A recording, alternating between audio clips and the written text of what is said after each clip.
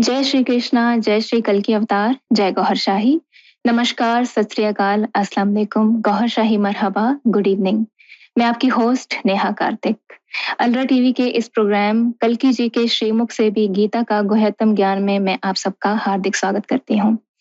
सबसे पहले इस प्रोग्राम को शुरू करने से पहले मैं भगवान श्री कल के अवतार रा गौहर शाही जी महाराज के चरणों में कोटि कोटि नमन करती हूँ, गौहर शाही मरहबा करती हूँ। तत्पश्चात भगवान सदगुरु संत शिरोमणि सैयद यूनुस अल गौहर जी महाराज के चरणों में गौहर शाही मरहबा करती हूँ, प्रणाम करती हूँ।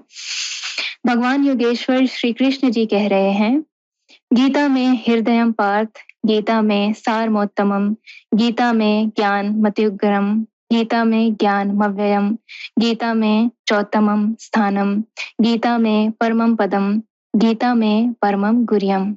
अर्थात गीता मेरा हृदय है, गीता मेरा उत्तम सार है, गीता मेरा अत्युग्र ज्ञान है, गीता मेरा अविनाशी ज्ञान है, गीता मेरा श्रेष्ठ निवास स्थान है, गीता मेरा परम पद है, परम रहस्य है और मेरा परम गुरु है।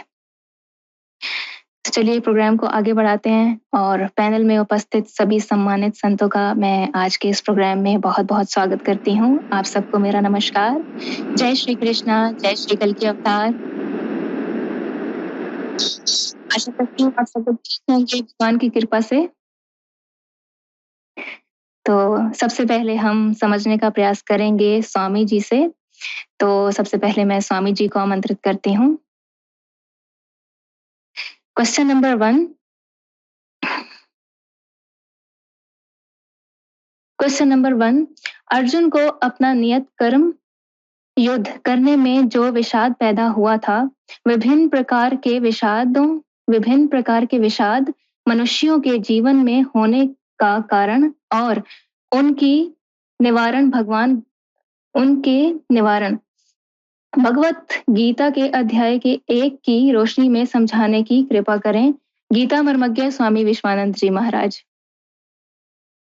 जी।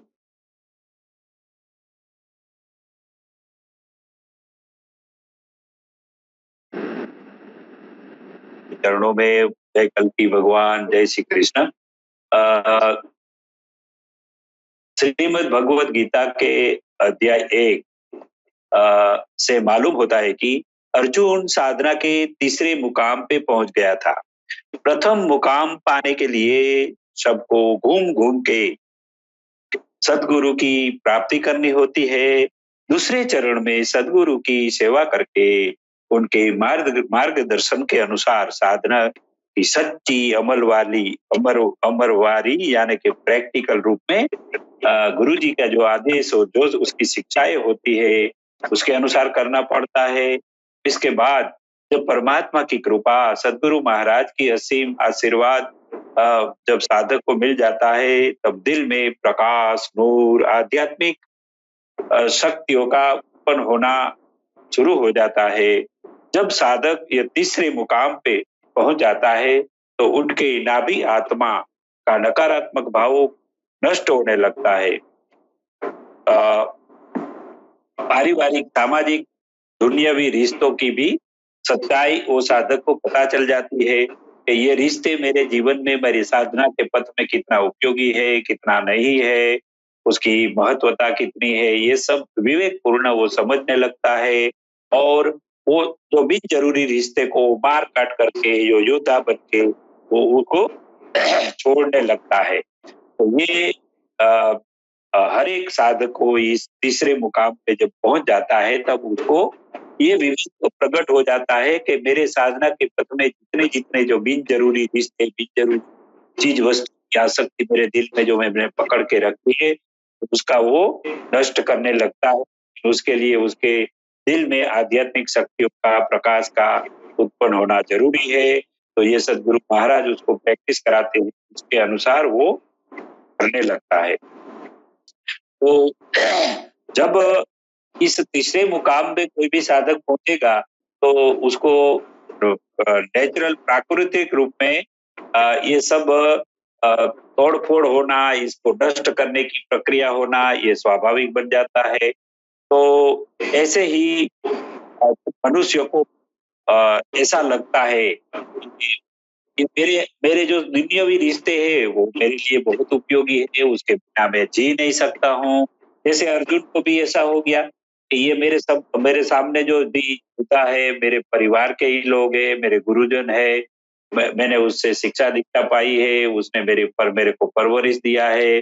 अगर उसको मैं नष्ट कर दूँगा तो मेरा जीवन कैसे व्यतीत होगा?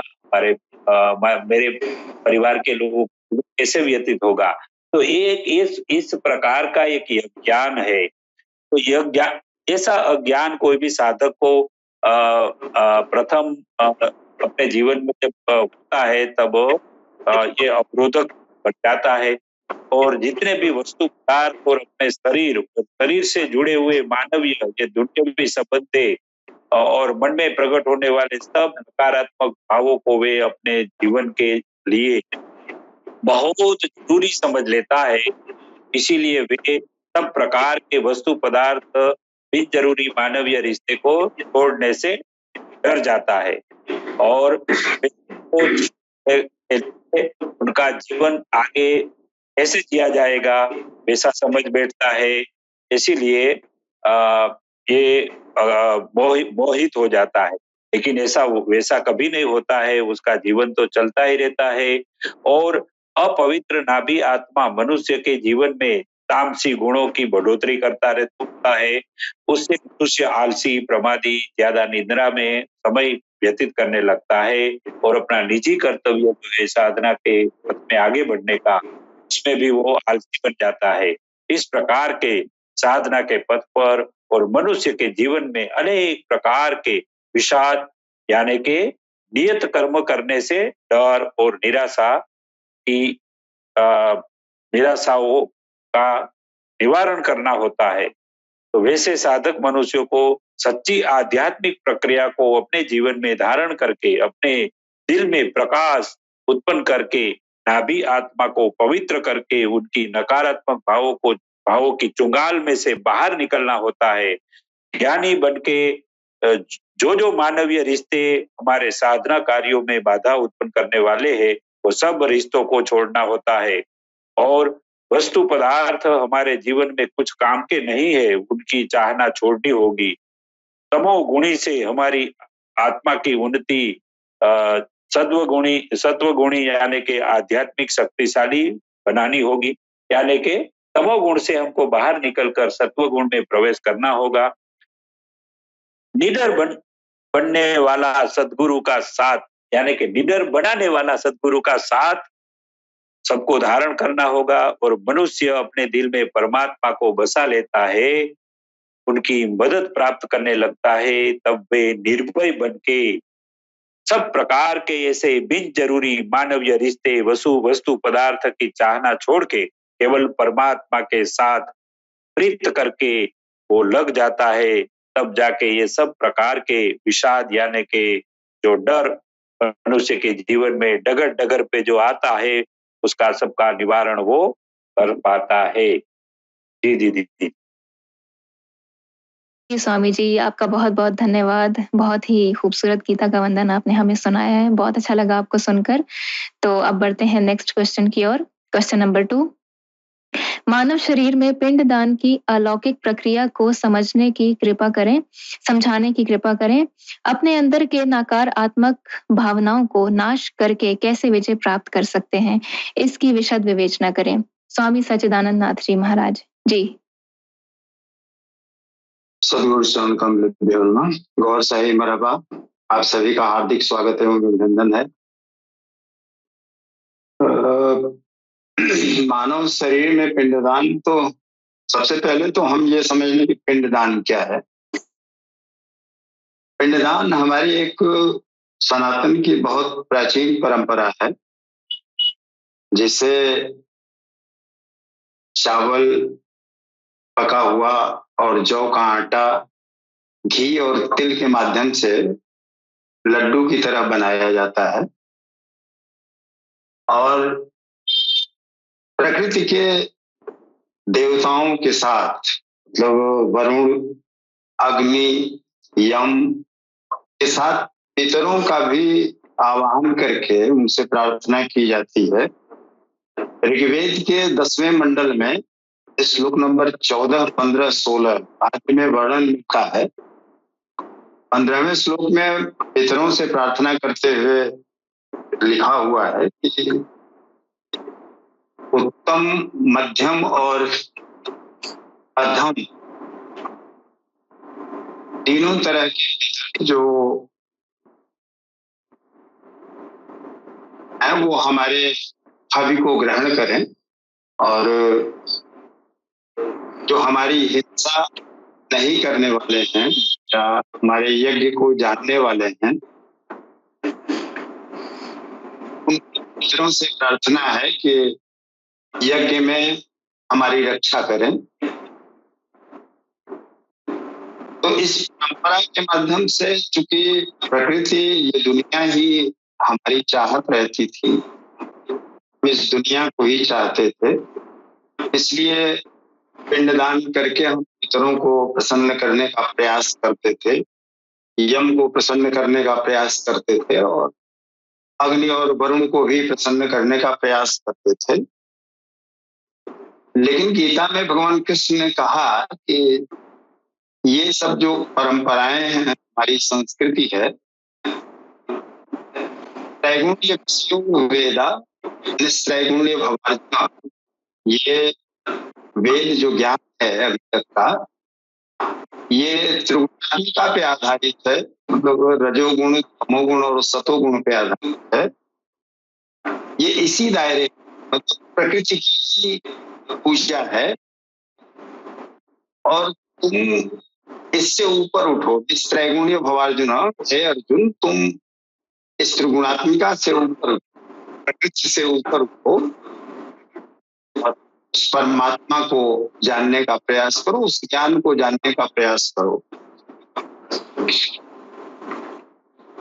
बात रह गई शरीर में पिंडदान को कैसे हम समझें। तो गीता में ही 7वें अध्याय में भगवान कृष्ण ने बताया है कि अष्टधा जो मूल प्रकृति है, अष्टधा प्रकृति मतलब पंच महाभूत, क्षितिजल पावक गगन समीरा और मन बुद्धि अहंकार, ये जो मूल प्रकृति है, यही अपरा प्रकृति है। अब यहाँ अपरा प्रकृति का वर्णन आया, तो इसके अलावा भी कोई होती होगी प्रकृति, तो दूसरी जो प्रकृति है वो परा प्रकृति होती है। परा प्रकृति का अर्थ ये है कि जब उस पुरुष से प्रकृति अलग होती है तो वो परा प्रकृति होती है, और उसमें लिंग भेद नहीं होता है, वो उस परमात्मा का ही पूरा का पूरा प्रतिबिंब, मतलब उसमें और इसमें कोई अंतर नहीं होता है, जिसे हम भगवती काली के रूप में भी समझ सकते हैं। मान्यता है कि जो भगवती काली है वही परा प्रकृति है, और पूरी सृष्टि का संचालन वही करती हैं।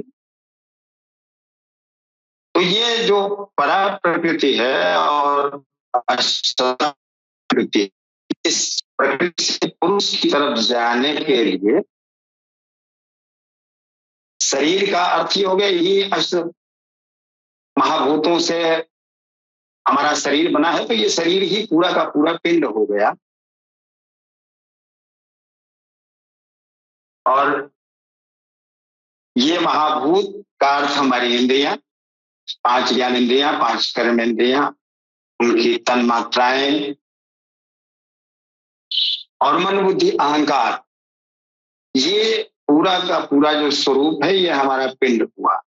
तो इस पिंडदान को कैसे करें, उसका तरीका जो बताया वो एक ही तरीका है कि उस नियत कर्म को करो, उस यज्ञ को करो, उस युद्ध को करो, जिससे इस प्रकृति का समन हो जाए, इंद्रियों का समन हो जाए, मन बुद्धि और अहंकार भी संयमित हो जाए। अगर ये हो जाता है तो ये शरीर में पिंडदान है। शरीर में जो पिंडदान हम समझ सकते हैं, इस इंद्रियों का, मन बुद्धि अहंकार का समन हो गया तो हमने शरीर में अपने पिंडदान कर दिया, क्योंकि इनके समन होने के बाद उस परमात्मा से साक्षात्कार हो ही जाना है। तो इसी विषय को बार बार गीता में तमाम तरह से समझाने का प्रयास किया है, चाहे वो अष्टधा मूल प्रकृति के रूप में, चाहे वो इंद्रियों और मन बुद्धि अहंकार के रूप में। कार्य एक ही है, इस इंद्रियों को संयमित करना, मन को संयमित करना, बुद्धि को दृढ़ करना और अपने अहंकार का त्याग करना। इसी कार्य को करने के लिए अनेक ढंगों से अनेक जगहों पे भगवान श्री कृष्ण ने समझाया। तो हमारे शरीर का जो पिंडदान है वो इंद्रियों का समन ही पिंडदान है। उनका दान कर देना मतलब उनसे छुटकारा प्राप्त कर लेना हमारे शरीर में पिंडदान है।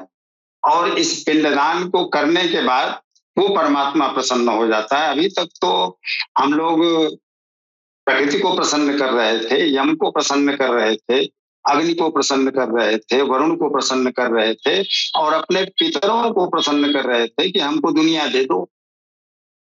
लेकिन अब यहाँ जो शरीर है, इस पिंड का जब दान करते हैं तो उस परमात्मा से कहते हैं कि हमको अब ये दुनिया नहीं, इसको तो मैं छोड़ चुका, अब तुम खुद को दे दो। तो जो परमात्मा हमें मिल जाता है तो हमारा ये पिंडदान हो गया। शरीर में जो पिंडदान है वो यही है। और इसके दान करने के बाद शर्त एक ही रहती है कि हम ये दान कर रहे हैं, तुम हमको मिल जाओ, तुम हमको अपने आप को दे दो। तो जहां तक मैं समझता हूं कि शरीर का पिंडदान जो है यही है कि इंद्रियों का समन, मन का संयम और बुद्धि का दृढ़ीकरण और अहंकार का त्याग, अहंकार का समर्पण, ये क्रियाएं पूर्ण हो गई तो हमने अपने शरीर में पिंड का दान कर दिया। और जब ये दान हो गया तो परमात्मा की मजबूरी है कि वो हमें खुद को सौंप ही देगा या हमको अपने आप में विलय कर ही लेगा।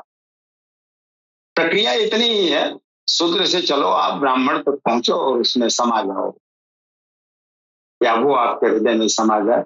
इसी बात को हम देखेंगे अन्य जगहों पे, विभिन्न जगहों पे विभिन्न तरीकों से। अब तक जो मैं समझ पाया हूं ये यही, क्योंकि वहां प्रकृति की बात हो रही है, प्रकृति के देवताओं की बात हो रही है कि प्रकृति के देवता प्रसन्न हो और हमको प्रकृति से संबंधित सारी सुख सुविधाएं, गाड़ी घोड़ा मोटर बंगला, ये धन दौलत, ये सारी चीजें हमें उपलब्ध कराएं। इसलिए हम पितरों को पिंडदान करते हैं, यम को पिंडदान करते हैं, अग्नि को करते हैं, वरुण को करते हैं, मतलब प्रकृति के देवताओं को प्रसन्न करते हैं प्रकृति को पाने के लिए। और जब हम परा प्रकृति के साथ अपने आप को समर्पित कर देते हैं उसको, तो वहां तो एक ही शर्त है, तू ही तू मुझे मिल जा। जी जी स्वामी सच्चिदानंद नाथ जी महाराज, बहुत ही अच्छे अंदाज में आपने इस प्रश्न का उत्तर दिया है। बहुत ही अच्छी जानकारी हमें प्राप्त हुई है आपको सुनकर, आपका बहुत बहुत धन्यवाद। अब हम बढ़ते हैं नेक्स्ट क्वेश्चन की ओर। क्वेश्चन नंबर 3, मनुष्य अपने जीवन में हर पल जन्म लेने वाले विषादों को कैसे दूर कर सकता है? भगवान कल की अवतार सरकार गौहर शाही के आध्यात्मिक शिक्षाओं की रोशनी में समझाएं। संत राजेंद्र निगम बाबूजी महाराज जी।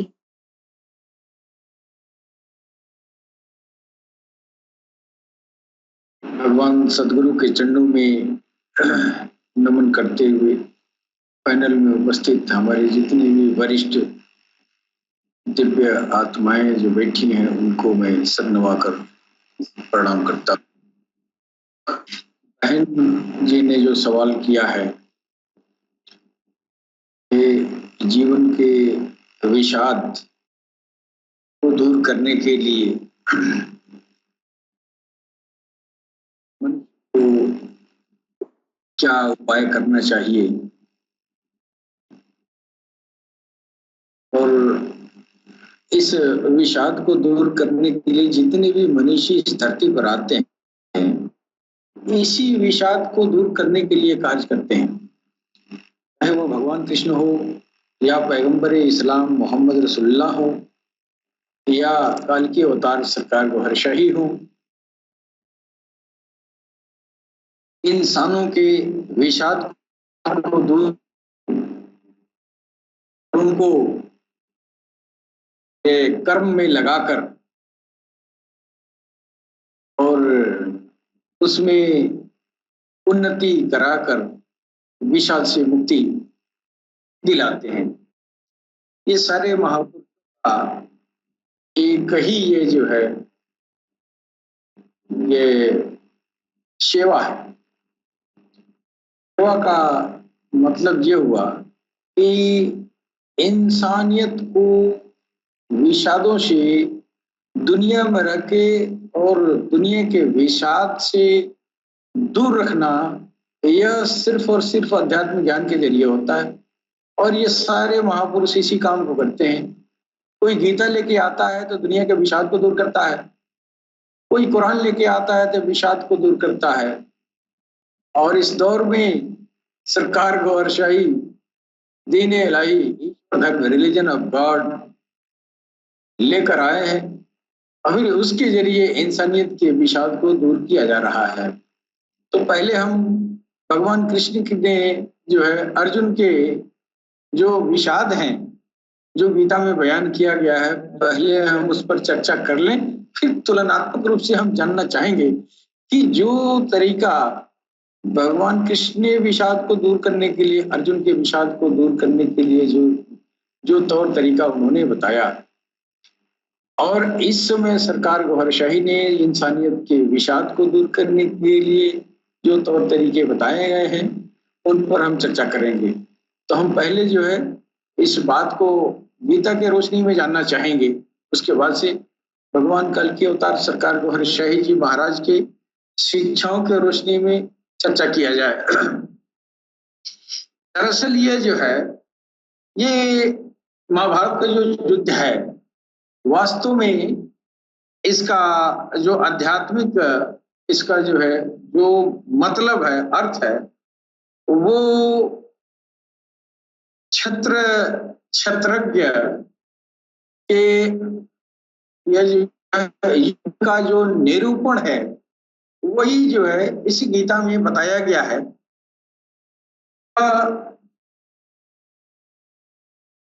तो गीता ज्ञान है, इसी ज्ञान के जरिए अर्जुन का विषाद जो है दूर किया जा रहा है।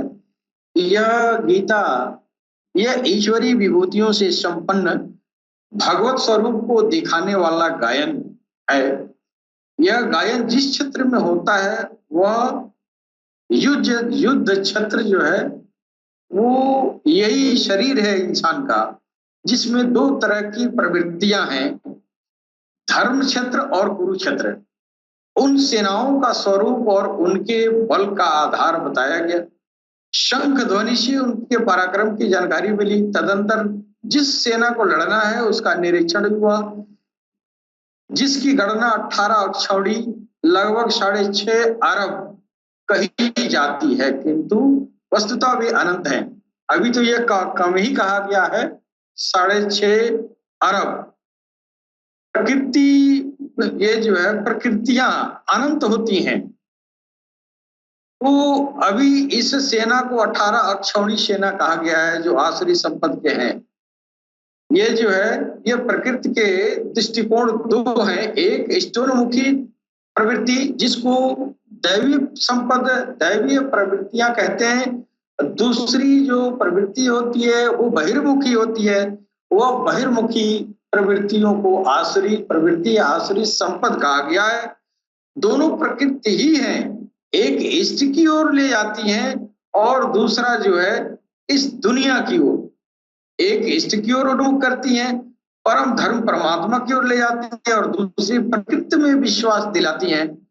पहले दैवी संपद को साधकर आसुरी संपद का अंत किया जाता है, फिर शाश्वत सनातन परब्रह्म के दिग्दर्शन और उसमें स्थिति के साथ दैवी संपद की आवश्यकता नहीं रह जाती।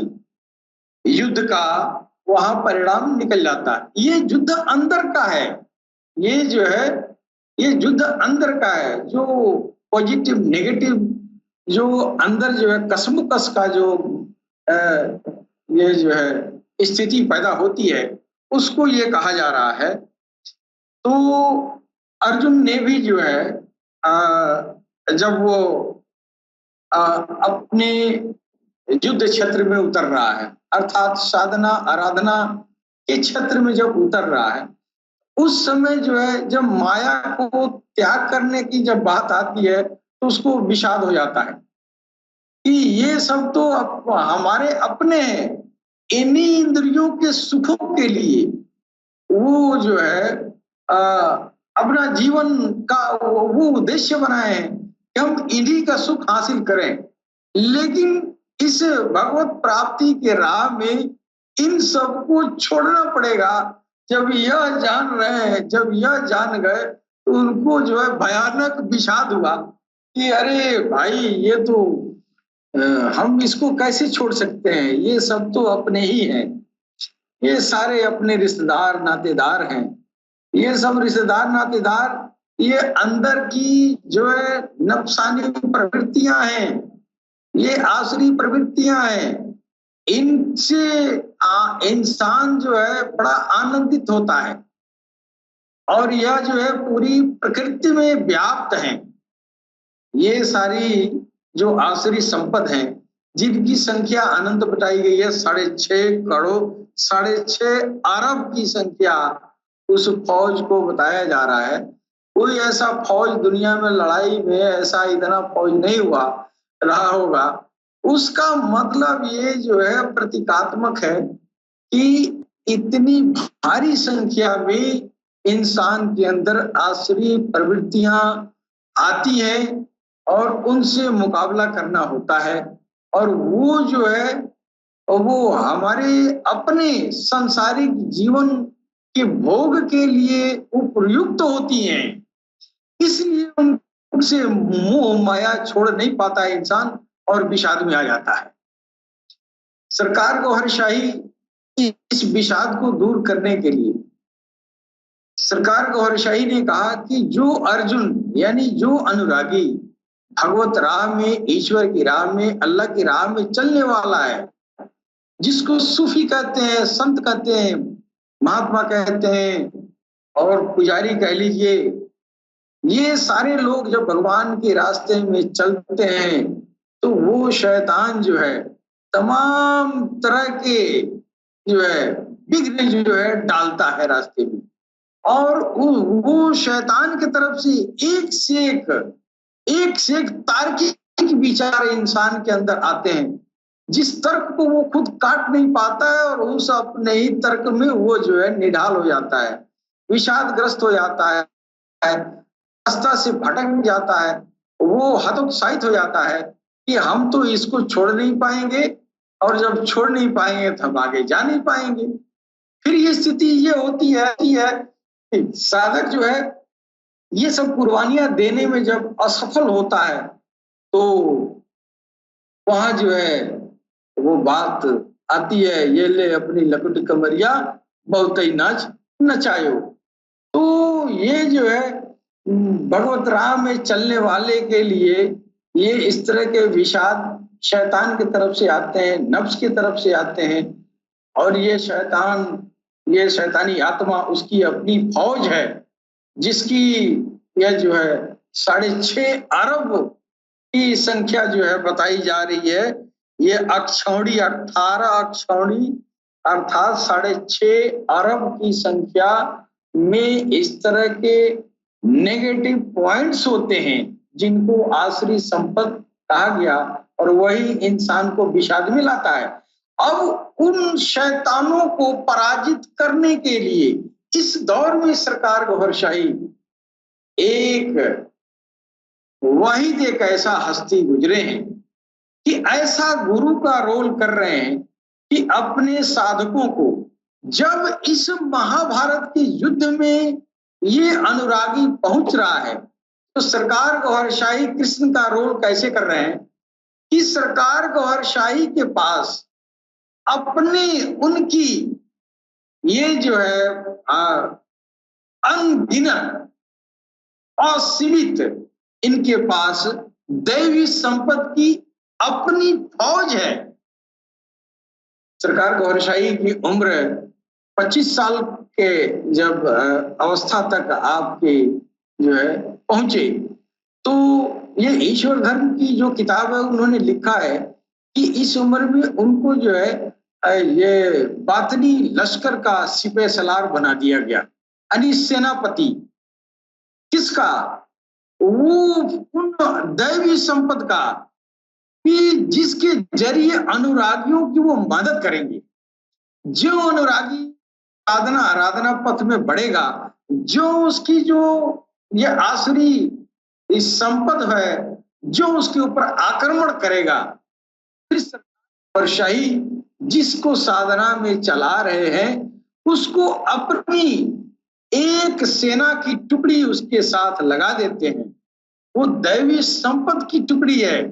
वो दैवी संपद जब सरकार गौहर शाही के जो साधकों के साथ लग जाते हैं तो इससे ये होता है साधना मार्ग भ्रष्ट होने का चांस ही नहीं रहता। क्यों? इसके अंदर जो है ये दैवी संपद की ये फौज सरकार गौहर शाही ने लगा दिया, जो उसका आक्रमण करेगा। जब इसके मन पर ये जो आसुरी प्रवृत्तियां आएंगी, फौरन ये दैवी प्रवृत्तियां, जो दैवी प्रवृत्तियों की बातनी फौज है, तुरंत मुकाबला के लिए, मदद के लिए, उस साधक के मदद के लिए पहुंच जाती है। जब पहुंच जाती है फिर वहां उस साधक के अंदर जो अंतर्द्वंद जो हो रहा है, छत्र छत्रंगे का लड़ाई, उसमें साधक गौहर शाही का साधक, गौहर शाही का अनुरागी साधक, जो इनका जो शिष्य है, वो वहां पर जो है उसको बातनी लश्कर उसके साथ लगाते हैं, जिससे वो आसुरी संपद उसके ऊपर हावी नहीं होता है और वो विषाद ग्रस्त नहीं होता है। विषाद ग्रस्त नहीं होगा तो फिर वो आगे बढ़ता जाएगा साधना के पथ में। हृदय के सिमरन अगर अंदर गया तो हृदय के सिमरन में भी भगवान के नाम की ज्योति बन रही है। इधर जो है बातनी लश्कर के ये जो है दैवी संपद की फौज भी लगी है। इधर गौहर शाही की वो ज्योतिर्मय वो दृष्टि भी पड़ रही है, जिसकी वजह से गौहर शाही का जो साधक होगा वो असफल होने का चांस ही नहीं है। क्यों? इस दौर में जब कलयुग का ये घोर ये जो है कलयुग चल रहा है, इसमें जो है चारों तरफ नेगेटिव एनर्जी की ये जो है तनाजुल बढ़ा हुआ है। और ऐसी स्थिति में अब साधक के बस की बात नहीं है कि सिर्फ अपने बल पर वह अपने अंदर भगवत नाम की ज्योति बना के और उस ज्योति से आश्रय आत्माओं का जो है वो उससे संरक्षण प्राप्त करे। इसके लिए एक बातनी फौज की जरूरत है, जो सरकार गौहर शाही जो उसके सेनापति हैं। ऐसा गुरु इस दौर के लिए चाहिए जिसके पास बातनी लश्कर हो और सारी साधकों के, जिस भी कौम का कोई भी साधक हो, जाति धर्म से मतलब नहीं, वो भगवत की तरफ जा रहा है और गौहर शाही से मदद लिया, फौरन उनकी मदद पहुंचती है। उस साधक के पीछे इतनी दैवी संपद की ये जो है असंख्य सेनाएं उसके साथ उसकी आसुरी संपद से लड़ने के लिए, मुकाबला के लिए तैयार हो जाती हैं। अंत तो गत्वा उसके ऊपर दैवी संपद हावी हो जाता है, आसुरी संपद पराजित हो जाता है, फिर विषादों से वो निकल जाता है और निकलता ही नहीं है, अपने गंतव्य तक पहुंच कर ही रहेगा। ये तो गौहर शाही का वादा है।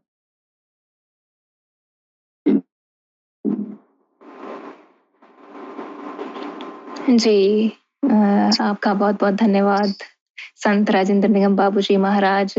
आपने कल की अवतार जी की शिक्षा की रोशनी में जो हमें व्याख्या की है, हमारे साथ बहुत अच्छा लगा हमें सुनकर। आपका बहुत बहुत धन्यवाद। और अब हम बढ़ते हैं नेक्स्ट क्वेश्चन की ओर। क्वेश्चन नंबर 4, संख्या योग क्या है? इसका प्रस्ताव क्या है? भगवान कृष्ण ने अर्जुन के विषाद को कैसे दूर किया?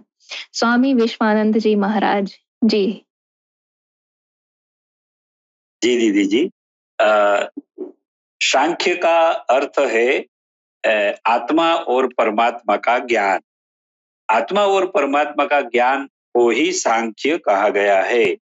जब इस ज्ञान से आत्मा परमात्मा के साथ प्रेम पूर्वक जुड़ जाती है, उसको सांख्य योग कहा गया है।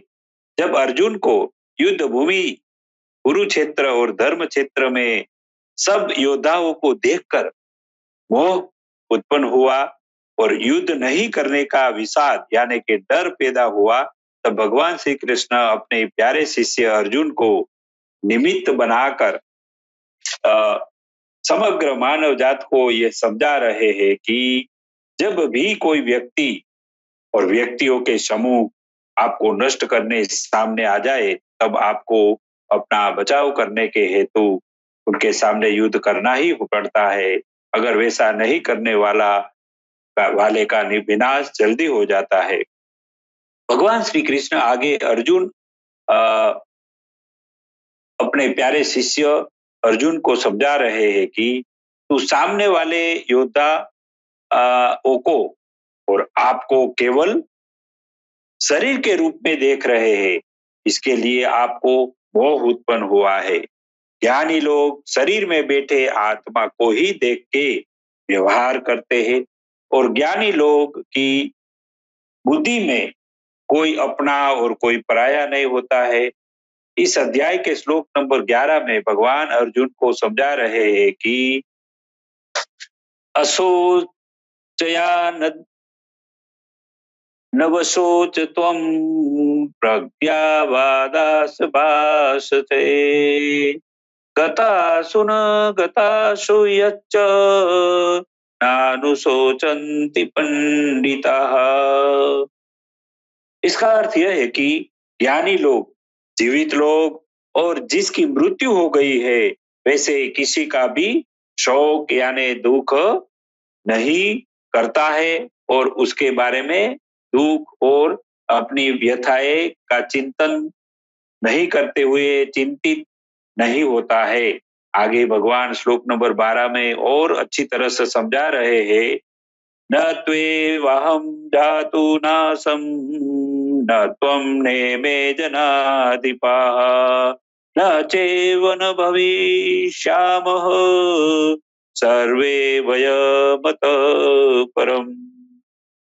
इसका अर्थ यह है कि भगवान श्री कृष्ण यहाँ अर्जुन को यह कह रहे हैं कि मैं आप यानी कि मैं, हे अर्जुन आप और ये सब सामने जो योद्धा तेरे सामने खड़ा है वो शरीर में अब है, वैसे इसके पहले भी किसी न किसी शरीर में थे। अभी भी ये लोग शरीर में है और आगे जाके भी उसकी हस्ती किसी न किसी प्रकार के शरीर में होगी ही, उसकी मृत्यु नहीं होती है। इसके लिए तेरे को भयभीत नहीं होना है। आत्मा न किसी को मारती है न किसी से मरती है। आत्मा अजर अमर अविनाशी है और कायम रहती है। जैसे देहधारी मनुष्य को बाल्य अवस्था, यौवन व्यवस्था और वृद्धावस्था प्राप्त होती है, वैसे ही एक शरीर छोड़ के दूसरा शरीर मिल जाता है। जैसे मनुष्य अपना पुराना वस्त्र को त्याग कर नया वस्त्र धारण करता है, ठीक इसी प्रकार हर एक मनुष्य को एक शरीर छूट जाने के बाद दूसरा शरीर मिल ही जाता है। इसलिए तू युद्ध करने के लिए सामने वाले योद्धाओं को शरीर को तेरे तीर से नाश भी कर देगा, तो फिर वे सबको नया शरीर जरूर मिलने वाला है और उसको नया शरीर मिल ही जाएगा। इसीलिए तो उनका शोक यानी कि चिंता करने का बंद कर दे और तेरा नियत कर्म रूपी युद्ध कर, उसमें ही तेरा कल्याण है। भगवान श्री कृष्ण आगे समझा रहे हैं कि मैंने अभी समय और हवा की गति को रोक दिया है और ये सबको अब प्राणवायु नहीं मिल रहा है, सब मरे पड़े हैं। तुझे तो युद्ध करके निमित्त बनना है यहाँ यही समझना है कि जिसके साथ ये हवा और समय को रोकने वाला परमात्मा जिसके साथ है, जिसकी शक्तियों जिस साधक को उसके दिल में मिल चुकी है, तो वैसी शक्तियों जो मनुष्य अपने दिल में बसा लेता है, जैसे अर्जुन ने अपने पक्ष में कृष्ण भगवान परमात्मा को ले लिया था और वो परमात्मा के पास इतनी शक्ति थी कि उसने समय को भी रोक दिया था, हवा को भी रोक दिया था, ताकि सब सामने वाले सब योद्धा जो है वो निष्प्राण हो गए थे। अर्जुन को तो सिर्फ उसको मार के निमित्त ही बनना था। तो इसी तरह जो साधक सदगुरु की कृपा और शक्तियां अपने दिल में बसा लेता है, उसकी विजय यानी कि उसको नाभि आत्मा को वो नष्ट कर ही देगा और उसको नाभि आत्मा पर नकारात्मकता पर विजय प्राप्त ही कर लेगा। भगवान अर्जुन को आगे समझा रहे हैं कि तू अब क्षत्रिय योद्धा की श्रेणी में पहुंच चुका है। तू युद्ध नहीं करेगा तो सामने वाले योद्धा ऐसा मान लेंगे कि तू डर के मारे मैदान छोड़ के भाग गए है, वो डरपोक है। और आपकी इतनी कीर्ति अभी शूरवीर योद्धा बन गया है, तेरे में इतनी क्षमता लायकात भी है, इसलिए तेरी कीर्ति अभी बहुत बढ़ चुकी है।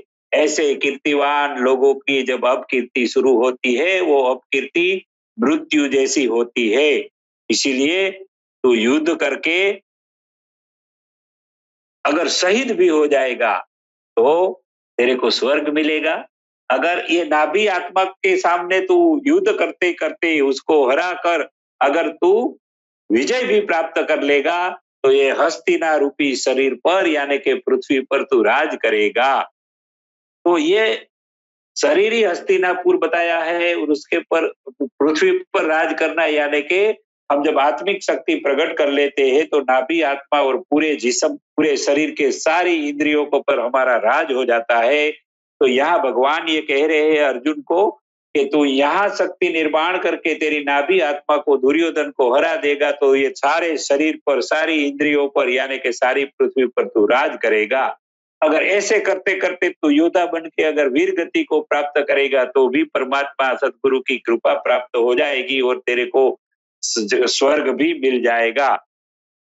तो यहाँ नाभि आत्मा रूपी दुर्योधन तुम सबको नष्ट करके अगर तू युद्ध नहीं करेगा, तू यहाँ से शक्ति निर्माण नहीं करेगा तो नाभि आत्मा रूपी ये दुर्योधन तुम सबको नष्ट कर देगा और पूरे शरीर पर राज करेगा यानी पूरी हस्तिना पर राज करेगा। ऐसे ज्ञान की बातें भगवान श्री कृष्ण अपने प्यारे शिष्य को युद्ध करने के लिए प्रेरित करते हैं। ये ज्ञान की बातें समझाकर इससे ही उनका विषाद दूर करने का प्रयास भगवान श्री कृष्ण ऐसी ऐसी बातें करके उसका विषाद दूर करने का यहाँ प्रयास कर रहे हैं। जी दीदी जी। धन्यवाद, बहुत ही अच्छे से आपने व्याख्या की है इस विषय में, धन्यवाद। अब हम बढ़ते हैं नेक्स्ट क्वेश्चन की ओर। क्वेश्चन नंबर 5, भगवान कृष्ण को सभी इंद्रियों का स्वामी कहा गया है, साधकों ने अपनी इंद्रियों के ऊपर कैसे स्वामित्व प्राप्त किए है, विस्तार से बताएं स्वामी सच्चिदानंद नाथ जी महाराज। भगवान कृष्ण को इंद्रियों का स्वामी कहें या उनको योगेश्वर कहें, जिस योग के लिए इंद्रियों का समन किया जाता है उस योग को वो स्थापित करा देने वाले योगी थे, इसीलिए उनको योगेश्वर कहा गया। तो इंद्रियों का स्वामी तो बहुत छोटी बात है, वो योग के स्वामी उस परमात्मा से मिलाने वाली जो कुंजी है वो उनके पास थी, इसीलिए उनको योगेश्वर कहा गया। और साधक अपनी इंद्रियों को के ऊपर कैसे विजय प्राप्त करता है, वही बात है कि प्रथमतः तो उसी नियत कर्म करके उसी यज्ञ को करके हम दैवी संपत्ति को प्राप्त करने का प्रयास करते हैं, अर्थात इंद्रियों की संपूर्ण चेष्टाओं का समन करते हैं विषयोत्तेजित स्थितियों का आशय परिवर्तित करके उससे बचने का प्रयास करते हैं। आशय का मतलब ये उदाहरण, जैसे काम सबसे बड़ा दुश्मन है साधकों का, और हम लोग भगवती की साधना के समय अगर कोई सुंदर स्त्री आ गई तो उसको भगवती का ही स्वरूप समझते थे, क्योंकि समस्ता भवदे विभेदा स्त्रीणाम समस्ता सकला जगत्सु। हे देवी, संपूर्ण संसार की जितनी भी विद्याएं हैं, जो भी प्रकृति है, प्रकृति में है, वो तुम्हारा स्वरूप है। और इस संसार में जितनी भी स्त्रियां हैं वो तुम्हारा ही रूप। तो जब भगवती का ही रूप हो गई कोई सुंदर स्त्री, तो उसके साथ गलत भावना तो होगी, और गलत भावना जब नहीं होगी तो विषयों का आशय बदल गया। तो विषयों का आशय बदलते हुए उनसे बचने का प्रयास करता है, पुनः इंद्रियों की चेष्टाओं का और प्राण के व्यापार का ज्ञान से आत्मस्थिति योगाग्नि में करते हैं।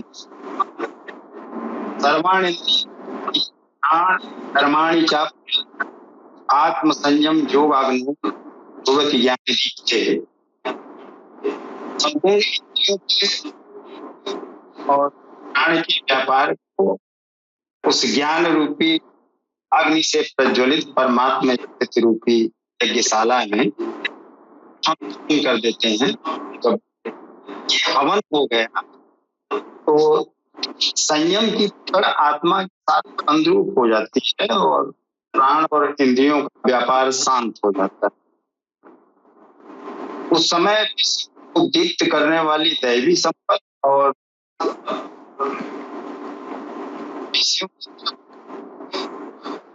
ले जाने वाली दोनों प्रवृत्तियां, मतलब आसुरी संपत्ति और दैवी संपत्ति, दोनों आत्मसात हो जाते हैं, अर्थात दोनों प्रवृत्तियों का लय हो जाता है।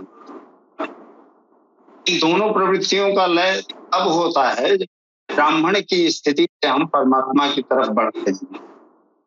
परमात्मा में प्रवेश करते समय इन दोनों संपत्तियों का लय हो जाता है और को उसका लक्ष्य मिल जाता है।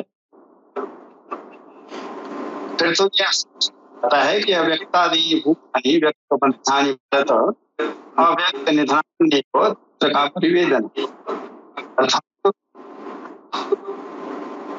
जन्म से हम अव्यक्त थे, कोई रूप नहीं था, और मृत्यु के बाद भी अव्यक्त ही होंगे। जन्म बीच तक वही व्यक्त है, और जो व्यक्त है वो पिंड है। तो इस पिंड का दान भी हम लोगों ने देखा है। इस पिंड का दान जब करते तो परमात्मा में तय हो जाएगी। तो जब हम अव्यक्त है, आत्ममय सत्यमय है, तो इस शरीर की परिवेदना क्या, चिंता क्या?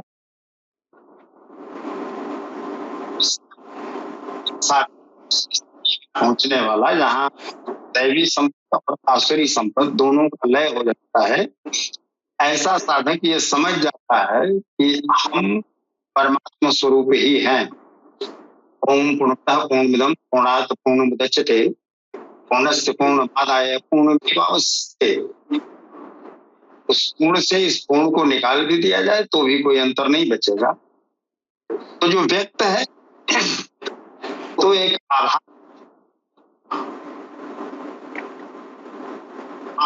तो छाया प्रतिबिंब जो नश्वर है, तो उस नश्वर की चिंता क्या करना, जिसको नष्ट हो जाना है, जो कुछ समय के लिए व्यक्त है, जिसका कोई वजूद ही नहीं। हमारा मूल स्वरूप जो है वो अव्यक्त का है, उस परमात्मा का स्वरूप है।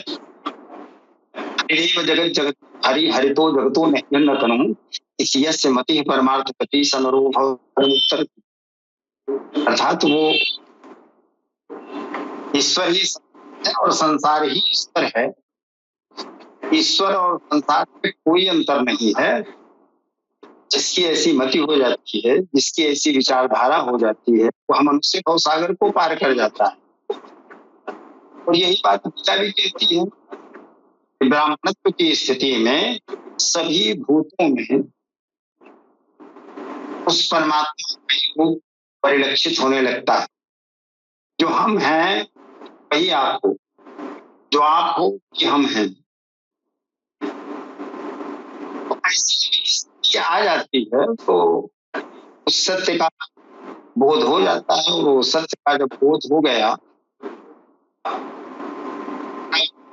समाना है, जल में कुंभ है, कुंभ में जल है, बाहर भीतर पानी। तो कुंभ का जब तक वजूद है अभी तक तो कुंभ का अलग है और सागर का जल अलग है। लेकिन कुंभ जब फट गया, जब टूट गया, जो व्यक्त है कुछ समय के लिए, जो आभास है कुछ काल के लिए, उस आभास का मिट जाना ही उस परमात्मा से मिल जाना है। उस कुंभ का फट जाना ही सागर और कुंभ के जल का एक हो जाना है। और इसी बात को हम आदि से लेकर अंत तक समझने का प्रयास करते हैं। लेकिन ये इंद्रियों का जो विषय ये हम उलझाए रहते हैं।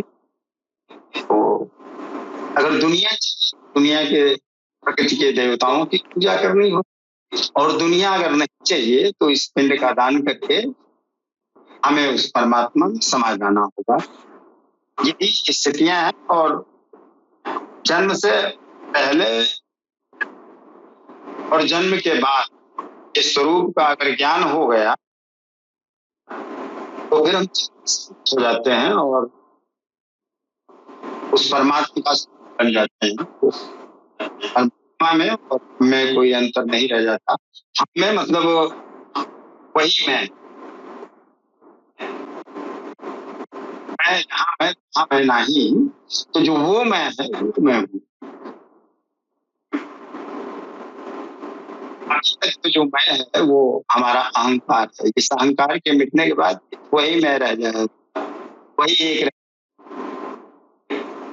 तो इसी क्रियाओं के द्वारा दैवी संपद और आसुरी संपद को समन करके हम आगे बढ़ते हैं और इन दोनों प्रकृतियों का लय कर लेते हैं तो उस परमात्मा का बोध हो जाता है, परमात्मा का ज्ञान हो जाता है, उसका साक्षात्कार हो जाता है। यही परमात्मा का ज्ञान है और इसी को प्राप्त करने का हर साधक का लक्ष्य होता है, जिसके लिए हम मार्गों से चाहे तो प्रकृति की पूजा करके, भगवती काली की पूजा करके, परा प्रकृति की पूजा करके उस परमात्मा तक जाने का प्रयास करें। क्योंकि हम मानते हैं कि दरवाजे में जैसे अर्गला है सिकड़ी, वैसे हमारी माँ या ये की है। हम अपने घर में भी अगर कुछ नहीं कहने की हिम्मत जुटा पाते हैं, माँ से ही कहते हैं। तो दो रास्ते हैं, प्रकृति के माध्यम से प्रकृति का सहारा लेके, भगवती काली का सहारा लेके उसके बल पे आकर के उस परमात्मा के दरवाजे तक उसके सम्मुख खड़े हो जाना है, या ज्ञान के बल पे और भक्ति के बल पे उस परमात्मा में दोनों संपत्तियों को लय कर देना है और उसे प्राप्ति कर लेना है। जी, स्वामी सच्चिदानंद नाथ जी महाराज, आपका बहुत बहुत धन्यवाद। आपने बहुत अच्छी व्याख्या की है, सुनकर बहुत ही अच्छा लगा। अब हम बढ़ते हैं नेक्स्ट क्वेश्चन की ओर। लास्ट क्वेश्चन, भगवान कृष्ण, अर्जुन और सभी महान योद्धा पहले भी थे, अब भी है और आगे भी होंगे। गीता का ये गुह्यतम ज्ञान से भगवान कृष्ण सभी को कौन सा संदेश देना चाहते हैं? इसकी विशद विवेचना करें। सूफी संत राजेंद्र निगम बाबूजी महाराज जी।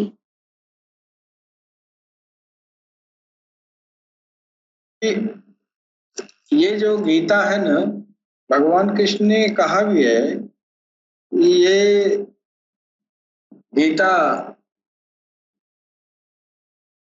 भगवान कृष्ण के आने के पहले भी यह ज्ञान जो है गाया गया था, और उस दौर में भी ये गीता का ज्ञान गाया गया। फिर आने वाले दौर में भी ये जो है ये गीता का ज्ञान गाया जाएगा। दरअसल ये गीता का ज्ञान जो है वो भगवत मार्ग है, यानी एक आत्मा, एक सोल, सुपर सोल में मिलने की जो कला है, वो सुपर सोल में मिलने की जो ज्ञान है वही गीता ज्ञान है।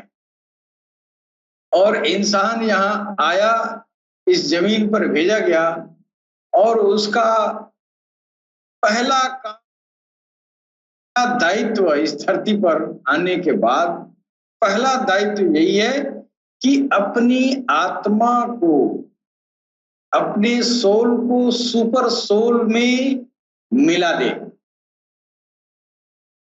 और सोल को सुपर सोल में मिलाने के लिए जो भी ज्ञान इस धरती पर आए हैं, उसको जो है, उस ज्ञान को जो है ये गीता कहलाई। गीता का अर्थ वो गुह्यतम ज्ञान, जिस ज्ञान को हम जो है हासिल करके उसको एडॉप्ट करके हम अपने आत्मा को परमात्मा में विलीन करा दें।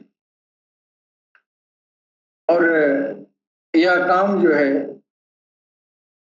भगवान कृष्ण के पहले भी था। खुद भगवान कृष्ण कह रहे हैं, एवं विवस्वते योगम प्रोक्तवान अहम व्ययम है।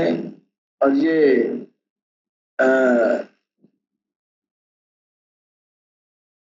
आगे कुछ ऐसा है, एवं विवस्वते योगम, अर्थात कह रहे हैं कि इस योग को हमने जो है, ये कल्प के आदि में मैंने सूर्य से कहा था, तो मालूम हुआ कि जिस समय भगवान कृष्ण जिस दौर में थे, ये गीता वो जो है इसके पहले उन्होंने, उसके पहले भी गाए हैं, गाया गया है, और फिर उसके बाद भी गाया जाता रहेगा। तो मालूम हुआ कि ये वो इल्म है जिस इल्म के जरिए एक आत्मा परमात्मा तक जो है रसाई हासिल करती है। इसलिए कहा गया है कि यह गीता और ये अर्जुन, ये भगवान कृष्ण उस समय भी थे, और ये अर्जुन जब युद्ध क्षेत्र में जा रहा है तो उसके अंदर जो है वो क्षेत्रज्ञ की जो लड़ाई हो रही है वो उस समय भी था। और उसके बाद, अर्जुन के बाद भी जो लोग जो है इस साधना पथ में चलने लगे, बहुत सारे योगी लोग भी चले, तो यह क्रिया भी थी, उनके आने के बाद भी थी, उनके आने के पहले भी थी, और आने वाले जो है भविष्य में भी ये गीता का ज्ञान आया जाता रहेगा। भले इसका नाम दौर के हिसाब से ये कुरान पढ़ जाए, बाइबल कह दिया जाए, तौरेत कह दिया जाए, इंजील कह दिया जाए, जबूर कह दिया जाए, लेकिन उसके मूल में ये गीता का ज्ञान ही है। इसलिए कहा गया है कि वो भगवान कृष्ण तब भी थे और अभी भी है, और वो जब तक रहेगी तब तक मानव के लिए, मानवता के कल्याण के लिए वो रहेंगे। उनकी उपस्थिति अलौकिक है, वो उपस्थिति दिखाई देने वाली नहीं है, वो उसी को नजर आएगा जिसके अंदर गीता का ज्ञान हासिल कर चुका है। और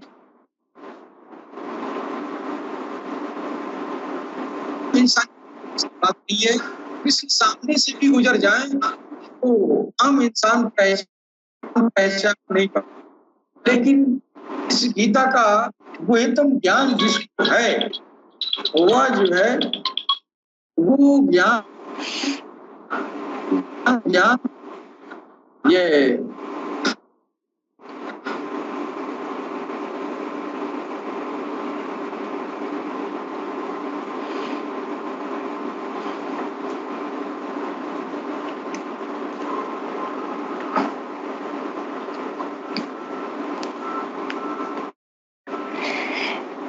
मेरे ख्याल से कोई टेक्निकल इशू है जिसकी वजह से राजेंद्र निगम बाबूजी की आवाज नहीं आ रही। तो अब हमारा समय भी हो चला है आज यहाँ पे, तो मेरे ख्याल से अब हम यहीं पे समाप्त करते हैं प्रोग्राम को। तो आप सबका आज के लिए बहुत बहुत धन्यवाद। आपने बहुत ही अच्छी व्याख्या की है, बहुत ही खूबसूरत ज्ञान आज आपने हमारे साथ शेयर किया है। ये हमारे लिए सौभाग्य की बात है। राजेंद्र निगम बाबूजी, मैं क्षमा चाहती हूँ, अब समय भी पूरा हो रहा है और आपकी आवाज भी नहीं आ रही, तो इसी के साथ हम समाप्ति चाहते हैं आप सबसे, ठीक है। और मैं हमारे जो सभी व्यूवर्स हैं उनको भी थैंक यू कहना चाहती हूँ आज के लिए हमारे साथ जुड़े रहने के लिए। तो आज के लिए इतना ही। कल्कि जी के श्रीमुख से भी गीता का गुह्यतम ज्ञान के नेक्स्ट एपिसोड में आप सबसे फिर मुलाकात होगी। तब तक के लिए मैं नेहा कार्तिक आप सबसे आज्ञा चाहती हूँ। जय श्री कृष्णा, जय श्री कल्कि अवतार, जय गौहर शाही।